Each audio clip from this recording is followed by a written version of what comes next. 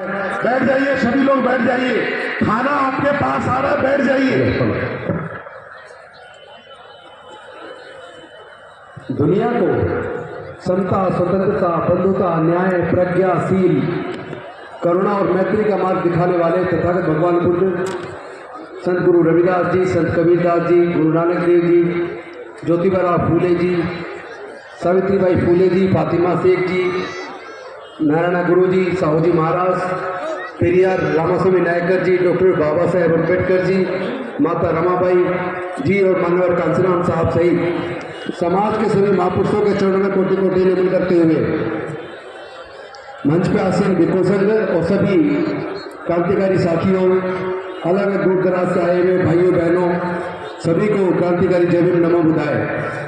सबसे पहले तो मैं डॉक्टर बाबा साहेब अम्बेडकर जी की महापरिनिर्वाण दिवस पर अपने श्रद्धासुमन अर्पित करता हूं और इस बहुजन मैत्री का जो प्रोग्राम मनोज जी ने किया है उसके लिए मैं उनको भी साधुवाद देता हूं, शुभकामनाएं देता हूं। साथियों, कुर्बानी करने की हिम्मत सब में नहीं होती। आपको एमपी एमएलए बहुत मिलेंगे पूरे देश में, और यकीन मानिए अगर डॉक्टर बाबा साहब अम्बेडकर हमारे लिए प्रतिनिधित्व तो नहीं मांगते, रिजर्वेशन की व्यवस्था ना करते, तो एमपी एमएलए बनना तो बहुत दूर की बात है। आज भी जातिवाद देश में इतना हावी है कि कोई हमें गांव का प्रधान ना जीतने दे। लोग सोचते हैं कि वो एमपी बने, एमएलए बने, मंत्री बने, चारों चलाना पड़ रहा है। मुख्यमंत्री बने तो अपनी काबिलियत से बने हैं। अरे काबिलियत तो हजारों साल से हमारे बुजुर्गों में रही है, लेकिन अगर अवसर ही नहीं होगा तो आप बनेंगे कैसे? अगर डॉक्टर बाबा साहेब अम्बेडकर सरकारी नौकरियों में रिजर्वेशन की व्यवस्था न करते, शिक्षण संस्थानों में रिजर्वेशन की व्यवस्था न करते, तो मैं जानना चाहता हूं कि हमारा एक भी आदमी जज, engineer, collector, doctor, scientist, professor बन सकता था क्या? तैयार नहीं है, कोई नहीं बनने देता। लेकिन दुख इस बात का है कि डॉक्टर बाबा साहेब अम्बेडकर जी ने हमारे तरक्की के रास्ते खोलने के लिए, हमारे विकास के रास्ते खोलने के लिए अपने 5 में से 4 बच्चों को खो दिया, जवानी में अपनी पत्नी माता रमाबाई को खो दिया, अपना पूरा जीवन जलाकर जो वो हमें देकर गए थे, जो 3500 साल की गुलामी उन्होंने तोड़ी थी, वो गुलामी दोबारा से हमारी वापस लौट रही है। हमारे बच्चे फिर से गुलाम होने वाले हैं।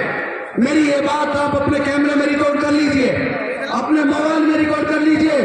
अगर आप लोगों ने एकजुट होकर संघर्ष का रास्ता नहीं चुना, संवैधानिक तरीके से समाज को एकजुट करके अपने इस आजादी के आंदोलन को मजबूत नहीं किया, देश के संविधान बचाने की इस लड़ाई को, देश के प्रजातंत्र को बचाने की इस लड़ाई को मजबूत नहीं किया, तो यकीन मानिए 15 से 20 सालों में आपके बच्चे गुलाम पैदा होंगे।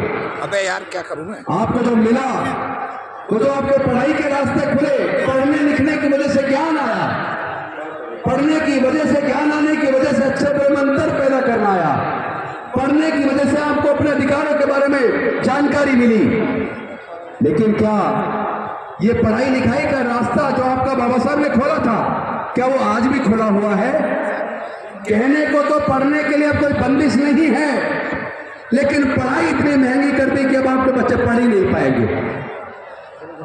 आज देश के अंदर सरकारी स्कूल कमजोर किए जा रहे, बंद किए जा रहे। आरटीआई से खुलासा हुआ पिछले 15 सालों से 20 सालों के अंदर 2.25 लाख सरकारी स्कूल बंद हो गए। सरकारी स्कूल बंद हो रहे हैं या कमजोर हो रहे हैं? टीचरों की व्यवस्था नहीं है, कहीं जहां 100 टीचर चाहिए कहीं 20 टीचर है, कहीं 30 टीचर है, कहीं 40 टीचर है। तो टीचरों के अभाव में सरकारी स्कूल से बच्चे पढ़ेंगे कैसे, अपने जीवन में तरक्की करेंगे कैसे?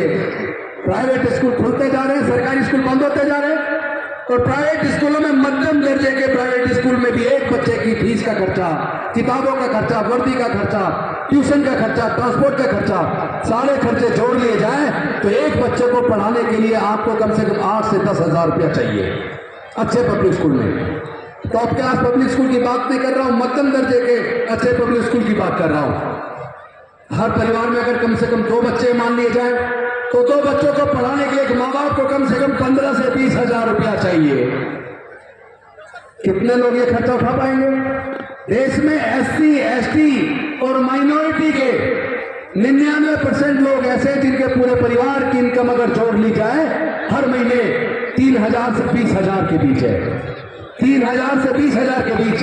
तो जिसके पूरे परिवार की इनकम 3,000 से 20,000 रुपए के बीच हो, क्या उसके बच्चे पब्लिक स्कूल में पढ़ सकते हैं? क्या उसके बच्चे मजबूरी में सरकारी स्कूल में पढ़ेंगे? और सरकारी स्कूल में पढ़ने का माहौल ही नहीं छोड़ा।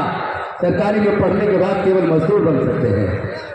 फिर भी किसी बच्चे के अंदर अगर बहुत ज्यादा प्रतिभा है, बहुत मेहनती है, काबिल है बच्चा, और वो पढ़ लिख कर मान लो 10वीं 12वीं तक पहुंचता है, बच्चा सोचता है मुझे डॉक्टर बनना है, मुझे इंजीनियर बनना है, मुझे वकील बनना है, मुझे जज बनना है, मुझे ब्यूरोक्रेट बनना है, तो पहले तो एंट्रेंस टेस्ट है, उसके लिए कोचिंग है, 2-3 लाख रुपए कोचिंग के लिए चाहिए।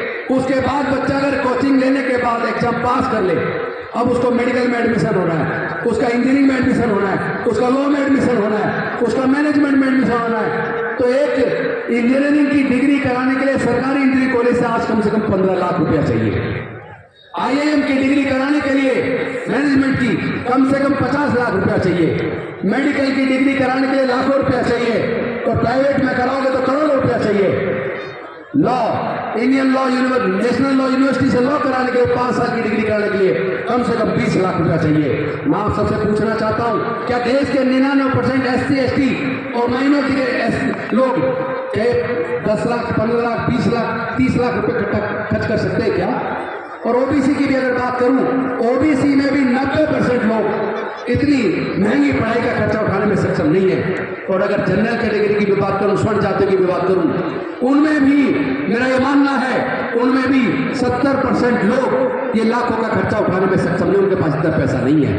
एक तरीके से देखा जाए तो सरकारों ने साजिश करके जो रास्ता पढ़ाई का डॉक्टर बाबा साहब अम्बेडकर जी ने खोला था, उन्होंने उसको संवैधानिक तरीके से बंद नहीं किया, लेकिन इतनी महंगी शिक्षा कर दी कि आपकी शिक्षा छीन जाए। जब आपके बच्चे पढ़ ही नहीं पाएंगे तो कामयाब भी नहीं बन पाएंगे, क्योंकि सरकारी नौकरी का रास्ता भी वो बंद कर चुके हैं। देश के सारे संस्थान वो प्राइवेटाइज कर चुके हैं, बेच चुके हैं। इंडियन रेलवे बेच दिया, MTNL बेच दिया, BSNL बेच दिया, एयरपोर्ट बेच दिए, एयर इंडिया बेच दिया, बंदरगाह बेच दिए, बैंक बेच दिए, इंश्योरेंस कंपनियां बेच दी। जहां पे लाखों लोग हमारे नौकरी में आया करते थे, वो सब प्राइवेटाइज हो गया, यानी हमारे बच्चों का वहां नौकरी का रास्ता बंद हो चुका है। तो जब आपके बच्चे पढ़ नहीं पाएंगे, नौकरी में नहीं जा पाएंगे, इतना पैसा आपके पास है नहीं कि आप अपने बच्चों को व्यापार करा लें, तो हमें अपनी अर्थव्यवस्था भी खड़ी करनी है। वो कैसे होगी? हमारे बच्चे पढ़ ही नहीं पाएंगे तो आगे कैसे बढ़ेंगे? इसका मतलब ये साफ साफ है कि वो लोग जो देश के संविधान को बदलना चाहते हैं, वो लोग जो देश के प्रजातंत्र को खत्म करना चाहते हैं, जिनका एजेंडा शब्दों में बोलने में वो कहते हैं 1 नेशन 1 इलेक्शन, लेकिन मन में एक तीसरा शब्द भी है, 1 नेशन 1 इलेक्शन 1 पार्टी, यानी उन्हें दूसरी पार्टी भी नहीं चाहिए। वो लोग ED का इस्तेमाल कर रहे हैं, इनकम टैक्स का इस्तेमाल कर रहे हैं, CBI का इस्तेमाल कर रहे हैं, NIA का इस्तेमाल कर रहे हैं, और उन सारी जांच एजेंसियों का इस्तेमाल करके पूरे देश की विपक्षी पार्टियों को खत्म करने का काम कर रहे हैं। पूरे देश की विपक्षी पार्टी भी खत्म करेंगे, आपके पढ़ने लिखने का रास्ता भी बंद करेंगे, आपकी नौकरी का रास्ता भी बंद करेंगे।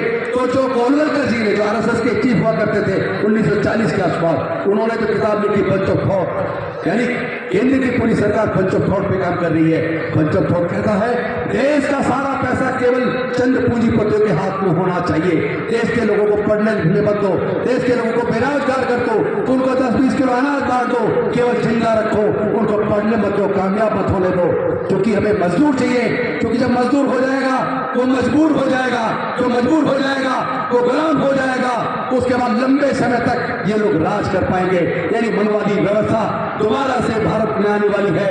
दोबारा से बाबा साहब के संविधान को खत्म करके ये मनुस्मृति का शासन लाना चाहते हैं। मैं आपसे पूछना चाहता हूं कि आप अपने बच्चों को गुलाम देखना चाहते हो? अगर आप अपने बच्चों को गुलाम नहीं देखना चाहते तो इस लड़ाई को लड़ना होगा। संविधान को बचाने की ये लड़ाई डॉक्टर बाबा साहब अम्बेडकर जी के परिनिर्वाण दिवस पर हम यहाँ इकट्ठे हैं, तो कम से कम एक संकल्प तो कर ही लो, किसी भी कीमत पर देश के संविधान पर आंच नहीं आने देंगे।